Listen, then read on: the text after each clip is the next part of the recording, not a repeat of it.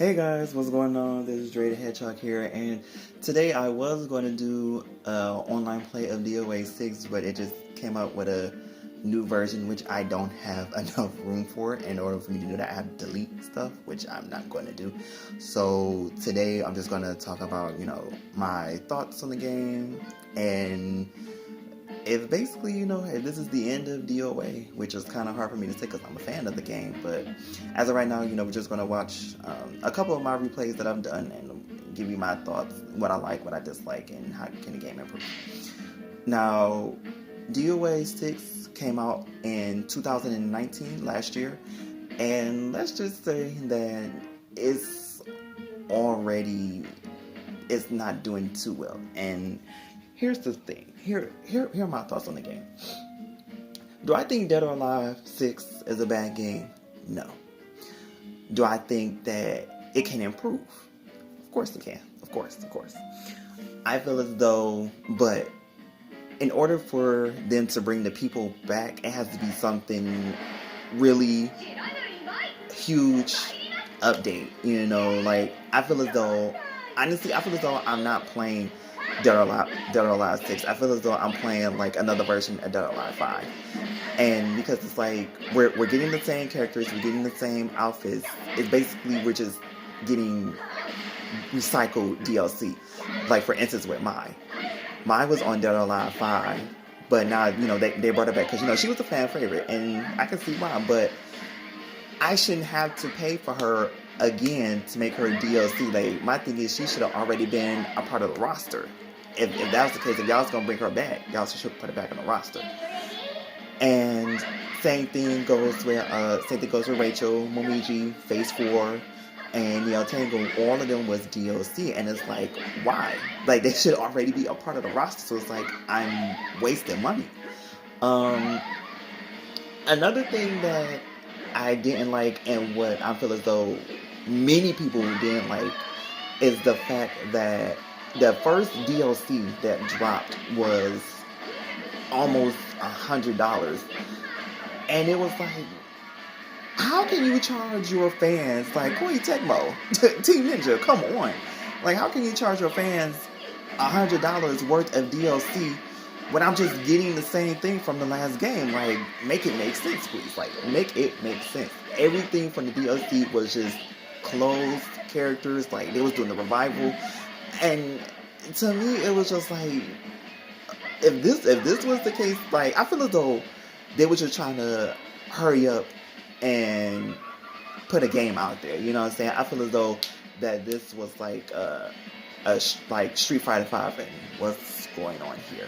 Oh, I think this is when the person ended up leaving. I think that's what it was. They left the game. Okay. But anyway, see, now this done mess everything up for me. I forgot he ended up leaving, so that's why they did it like that. But basically, I feel as though, like I said, they was trying to put a game out there. They was trying to make everybody happy.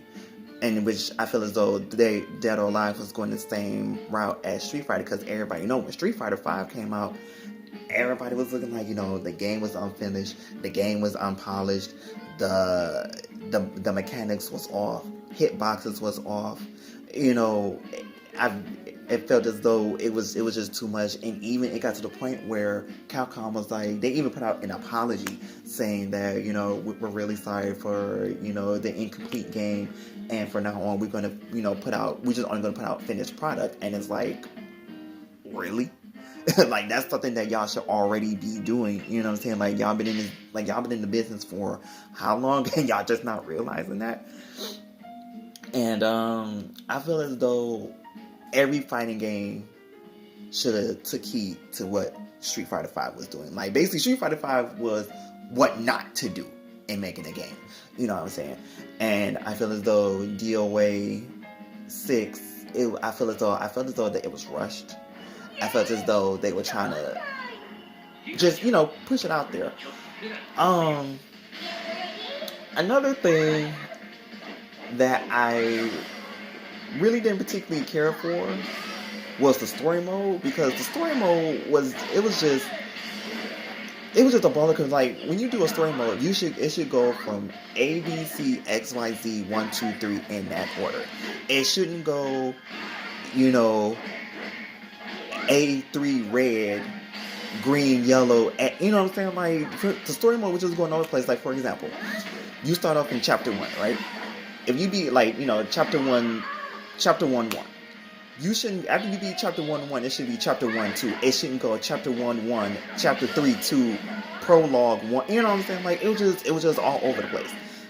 I feel like, you know what I'm saying, and ain't nobody got time for that. Like it should be a whole straight shot.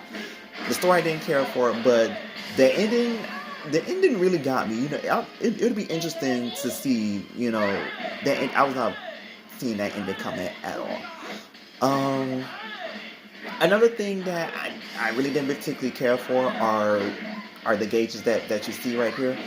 I really didn't particularly care for it because it's almost like now basically in this game, a lot of people that didn't particularly care for is that when you do a sidestep that I just did in the last match, when you do a sidestep, it uses up a bar, so that's like a automatic hit. Now the one thing I don't like about it is that it can basically beat out anything, and I feel as though like it doesn't matter. Like you can be plus, and just for some reason the sidestep can just override it. That was the one thing I didn't particularly care for. But you know, now people are starting to see, you know, how to, you know, combat it, and you know, like, ooh, that was nice. And you know, but now here's a few things that I do miss. Ooh, nice hold. That I do miss from what they had in the last game. The one thing I miss is they didn't put tag on here. They didn't have tag mode. Like, to me, tag mode was the funniest thing in the game, and they didn't put it on there. Where people were still asking for tag, and we're still not getting it. I feel as though tag mode was fun. Another thing that I didn't like that they did fix when the game first came out, when you did the online play, you know, there was only, you could just only do online, and that was it. Like, they didn't have a lobby match. They didn't have a lobby, like, at all. So you really couldn't play, you know, with your friends unless they were physically at your house and y'all was actually playing the game, which I thought that was stupid to me. It felt like I'm bashing the game right now, but I mean, it's the truth of the situation, you know. Like I said, like, I loved DOA when DOA first came out. I've been playing since DOA 1. I played every single DOA game, and it's like, you know, we have to be real with the situation. We have to be real. Do I think that they're gonna do a Dead or Alive 6 Ultimate? I feel as though they are. But if they are, it's like they have to do a lot of work to get people back, because they've been losing their heart. I feel as though they've been losing their hardcore fans. And I also feel as though I think Dead or Alive went downhill after 4. And I'm being completely honest. I did like, honestly, when Dead or Alive 5 first came out, I didn't like it. But when Dead or Alive 5 Ultimate came out, then that's when I started falling in love with the game again. And that, you know, that was when they added more things like the power launchers. Actually, the power launchers were sick. I feel as though they should, if they was going to give us the gauges back, if they was going to give us the gauges, they should have give us back the power launchers, and that way we can use the gauges to use the power launchers. In my opinion. The Fatal Blows, actually the Fatal Blows are really sick. I like the Fatal Blows. Well, you know, what Elliot just did to me. I feel as though those are really sick. I like those. It's like I said, I love Dead or Alive. It's my game. And Dead or Alive already has a small group as it is. You know, it's not like a Tekken, it's not like Mortal Kombat, it's not like a Marvel. Dead or Alive is in its own realm, you know, is in its own area. It's like, come on, Team Ninja, Koei Tecmo. It's like, you guys already have a small group as it is, and I feel as though if Itagaki-san was on this project, I would have felt we would have a better game. In my honest opinion, I really do feel like we would have had an honest game. That's it. Anything else we can talk about? Honestly, I feel as though I don't want to say it's a lost cause. I really don't, because I love, like I said, I love Dead or Alive. I love the game, but I just feel as though they need work to do. Why is it not recording the whole match? But anyway, I just feel as though they just have a lot of work to do to get the people back. And honestly, I really don't know what they can do, but whatever it is, they gotta think of something quick, because they're losing the fans.